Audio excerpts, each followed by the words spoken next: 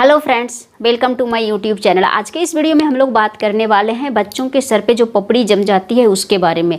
बच्चों के सर पे जो पपड़ी जम जाती है वो कैसे जमती है और उसे हम लोग किस तरह से देख रेख करें ताकि हमारे बच्चे के जो सर पे ऊपर जो पपड़ी रहती है वो ज़्यादा फैले नहीं। क्योंकि बच्चे का जो सर के ऊपर जो पपड़ी रहती है जिसे हम लोग क्रैडल कैप बोलते हैं वो हर बच्चे में पाया जाता है, क्योंकि ये नेचुरल है। तो इसे हम लोग क्या कर सकते हैं, थोड़ा सा अगर हम लोग अपने बच्चों की देख रेख अच्छे से करें, बच्चे की साफ़ सफाई का ध्यान अच्छे से रखें तो वो कम फैलता है, कम होता है। तो आज के इस पूरे वीडियो में हम लोग इसी पे बात करने वाले हैं कि क्रैडल कैप होता क्या है और इसे हम लोग किस तरह से अपने घरेलू उपाय करके ठीक कर सकते हैं। तो वीडियो को अंत तक जरूर देखें। चैनल पर नए हैं तो चैनल को सब्सक्राइब भी जरूर कर ले, साथ में बेल आइकन को भी हिट कर ले ताकि वीडियो का नोटिफिकेशन आपको मिल सके। तो चलिए आगे बढ़ते हैं। तो सबसे पहले हम लोग बात कर लेते हैं क्रैडल कैप, यानी जो सर के ऊपर जो पपड़ी होती है वो क्यों जमती है। सर के ऊपर जो पपड़ी होती है वो नेचुरल है, वो हर एक बच्चे में होती है। किसी बच्चे में ज़्यादा होता है, किसी बच्चे में कम होता है। वो बच्चे के स्किन पे भी डिपेंड करता है। तो किसी बच्चे को तो जन्म से ही रहता है और किसी बच्चे का देखेंगे जन्म के कुछ दिनों के बाद हो जाता है, पर होता हर एक बच्चे को है। किसी को ज़्यादा होता है, किसी को कम होता है, पर होता हर एक बच्चे को है।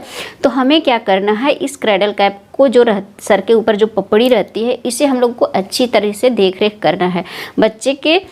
उस बच्चे को क्या करना है, अच्छे से साफ़ सफाई रखना है ताकि वो फैले नहीं। अगर थोड़ा बहुत फैलता भी है तो वो ज़्यादा ना फैले और आराम से वो घरेलू उपाय करके ठीक हो सके।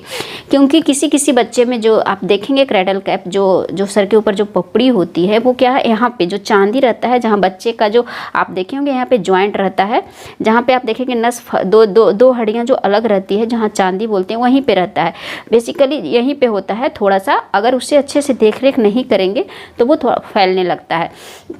तो ये बच्चे के हेयर पे भी डिपेंड करता है, क्योंकि किसी का बच्चा कोई बच्चों का जो बाल जो अगर कर्ली होता है तो वो क्रैडल कैप तेज़ी से फैलता है। क्योंकि जब कर्ली बाल में क्या होता है, बच्चों की साफ़ सफाई करने में थोड़ी प्रॉब्लम होती है। और ख़ास करके ठंड के मौसम में जो बच्चा पैदा होता है उसमें क्रैडल कैप का जो होता है वो ज़्यादा फैलने लगता है। क्योंकि ठंड के मौसम में हम लोग क्या करते हैं, बच्चे को ठंड से बचाने के लिए हमेशा टोपी डाल के रखते हैं।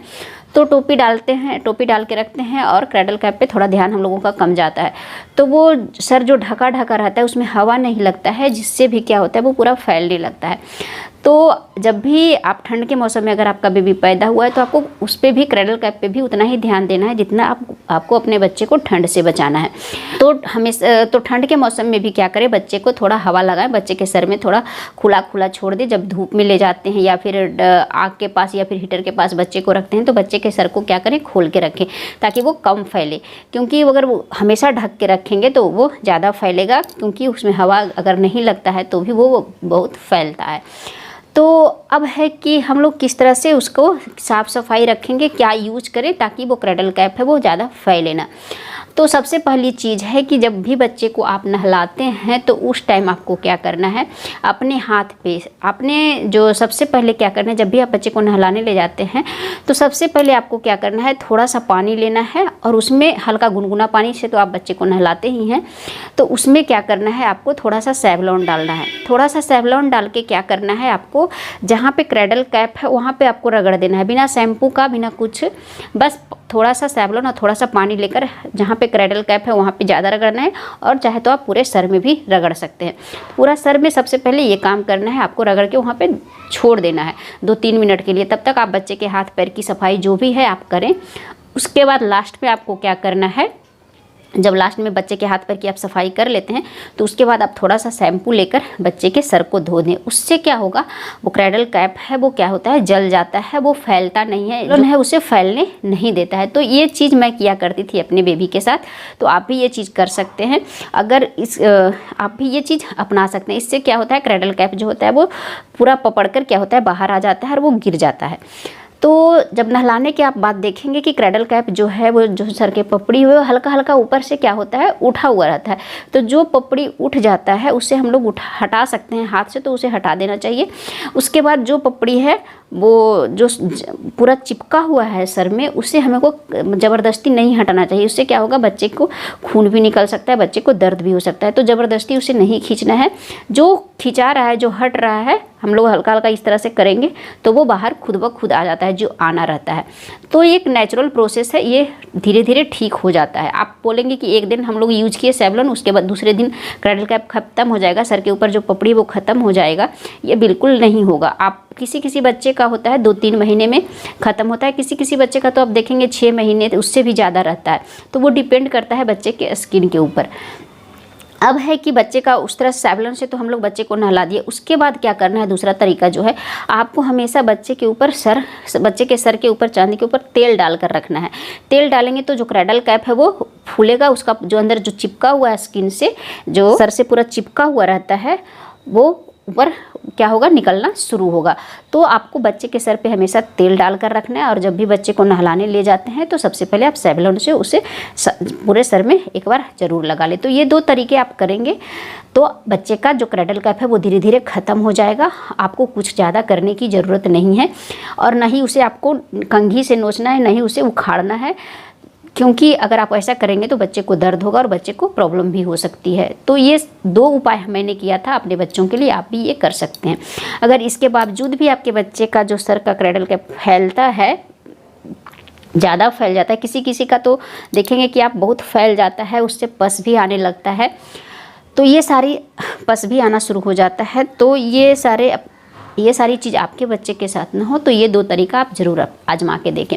अगर उसके बावजूद भी नहीं ठीक होता है तो आपको डॉक्टर के पास ज़रूर ले जाना चाहिए, क्योंकि डॉक्टर जो है, तो मेरी बच्ची के भी साथ थोड़ा सा फैल रहा था, तो मैंने, ज़्यादा नहीं फैला था लेकिन थोड़ा सा फैल गया था, तो मैं डॉक्टर के पास लेके गई, बस ऐसे ही पूछी थी ये फैल रहा है। तो डॉक्टर ने, जब वैक्सीन दिलाने गई थी तब मैं पूछी थी डॉक्टर से, तो डॉक्टर ने एक छोटा सा मलहम दिया था, तो मैं वहाँ पे जहाँ क्रैडल कैप था वहाँ पे लगाई, तो 2-3 दिन में वो क्या हुआ, खुद ब खुद झड़ गया। उसके बाद फिर दोबारा नहीं हुआ। तो किसी बच्चों का जो होता है वो ज़्यादा होता है, तो किसी बच्चों का तो ठीक हो जाता है, उसके बाद भी क्या होता है, क्रैडल कैप दोबारा हो जाता है। तो ये बच्चे के स्किन पे निर्भर करता है, और बच्चे की साफ़ सफाई पे भी थोड़ा निर्भर करता है। तो हमें क्या करना चाहिए, बच्चे के सर को हमेशा धोना चाहिए, चाहे वो ठंड का मौसम हो। ठंड के मौसम में बहुत लोग क्या करते हैं, बच्चे के सर को 1-1 सप्ताह तक नहीं धोते हैं, जिससे भी क्या होता है, वो फैलना शुरू हो जाता है। तो ठंड के मौसम में भी क्या करना चाहिए, आप अगर डेली नहीं धो सकते हैं बच्चे के सर को, तो आप एक दिन अल्टरनेट करके ज़रूर धोएं, क्योंकि अगर नहीं धोएंगे तो वो फैलेगा ही फैलेगा, क्योंकि वो नेचुरल है, कि वो किसी के बस में नहीं है कि आप बच्चे को नहीं नहलाएंगे तो आप कुछ भी करके आप बच्चे को वो उसे फैलने से रोक सकते हैं। वो नेचुरल है, वो फैलेगा ही, और हर बच्चे को होता है। तो ये था एक छोटा सा वीडियो कि किस तरह से हम लोग अपने बच्चे के सर के जो ऊपर पपड़ी जमी हुई है उसे ठीक कर सकते हैं घरेलू तरीक़ों से। तो आज के वीडियो में बस इतना ही। तो आशा करते हैं कि आपको ये वीडियो अच्छा लगा होगा। अगर वीडियो अच्छा लगा हो तो वीडियो को लाइक ज़रूर कर दें, चैनल पे नए हैं तो सब्सक्राइब जरूर कर ले, साथ में बेल आइकन को भी हिट कर ले, ताकि वीडियो का नोटिफिकेशन आपको मिल सके। मिलते हैं नेक्स्ट वीडियो में एक नए टॉपिक के साथ, तब तक आप अपना और अपने बेबी का ख्याल जरूर रखें।